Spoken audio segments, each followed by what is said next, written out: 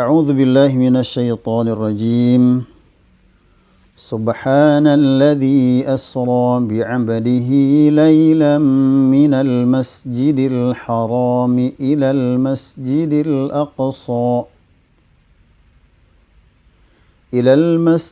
الأقصى الذي باركنا حوله لنريه من آياتنا إنه هو السميع البصير. Sadaqallahul azim. Kaum muslimin rahimakumullah. Ayat yang barusan saya baca berbicara tentang peristiwa yang sangat agung, peristiwa besar,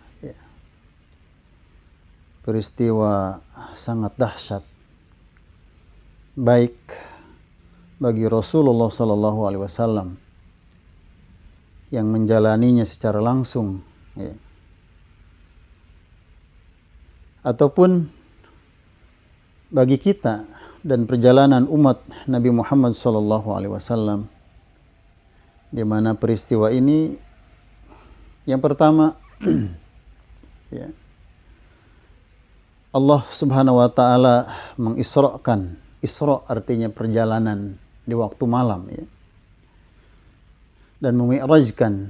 Mi'raj artinya naiknya Rasulullah sallallahu alaihi wasallam dari Masjidil Aqsa ila Sidratil Muntaha. Kalau Isra dari Masjidil Haram ke Masjidil Aqsa, lalu kemudian mi'rajnya Rasulullah dari Masjidil Aqsa ke Sidratul Muntaha.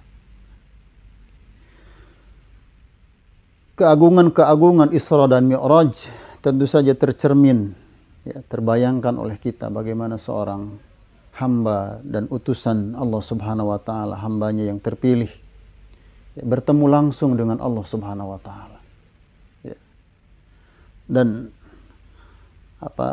bercakap langsung, mendapatkan perintah langsung, di mana perintahnya, syariat yang diturunkan melalui peristiwa yang sangat agung ini tentu saja menjadi syariat yang sangat agung, menjadi imaduddin, tiangnya agama, menjadi pembeda antara mukmin dengan yang kafir, yaitu syariat salat 5 waktu. Tetapi kalau kita telisik latar belakang ataupun peristiwa dan kejadian Isra dan Mi'raj, atau bahkan orang-orang yang Allah Rasul ceritakan dalam peristiwa ini, dan terakhir adalah tempat di mana setting Isra dan Mi'raj itu terjadi, Ini sesungguhnya, kalau kita merenungkan itu, maka akan melahirkan rambu-rambu keimanan yang sangat dahsyat, ketakjuban kita kepada Allah, kepada Rasulnya, kepada para nabi dan Rasul, termasuk ketakjuban kita kepada tempat yang Allah takdirkan menjadi setting dari peristiwa yang sangat dahsyat ini. Masyiral muslimin rahimakumullah, Isra dan Mi'raj itu adalah hiburan bagi Rasulullah,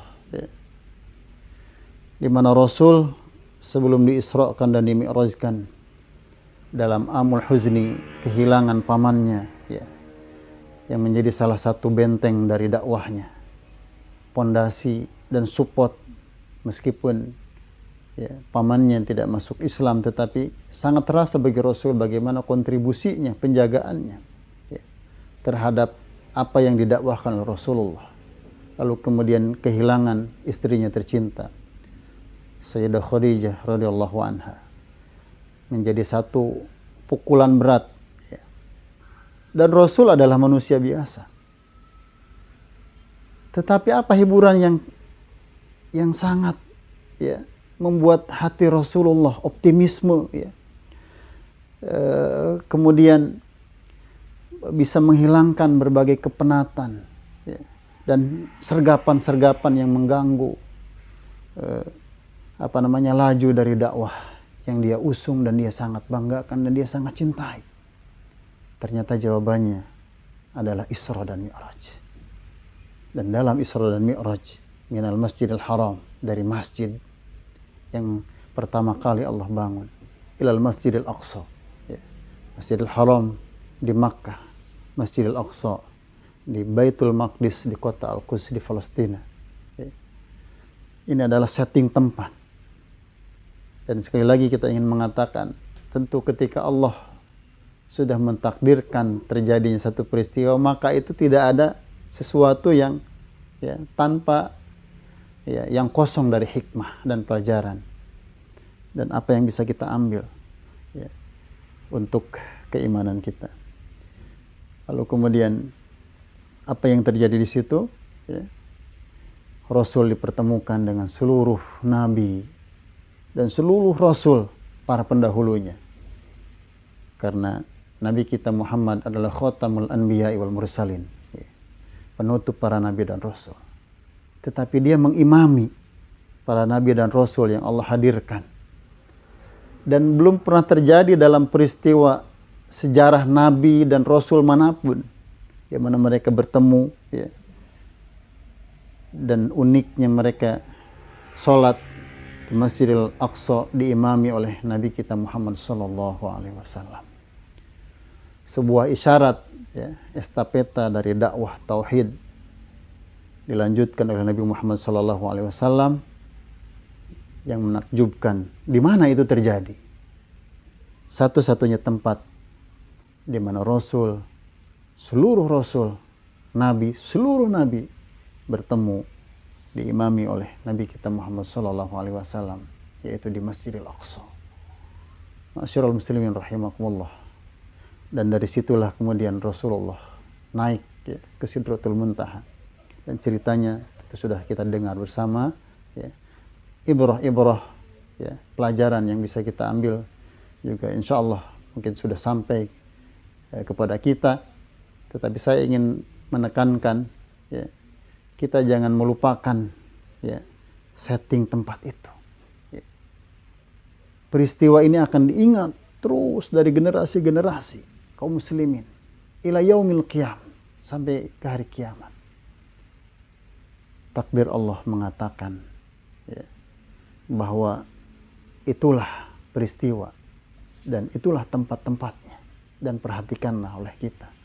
Mudah-mudahan apa yang kita saksikan, yang selalu kita berikan, yang selalu kita perhatikan menjadi mi'rajnya kita. Mi'raj kita kepada keimanan, mi'raj kita kepada persatuan, dan mi'raj kita menjadikan kepedulian terhadap Masjidil Aqsa adalah sarana kita untuk naik dan naik dan naik terus dalam tangga-tangga dan derajat-derajat keimanan kita kepada Allah Subhanahu wa taala. Assalamualaikum warahmatullahi wabarakatuh.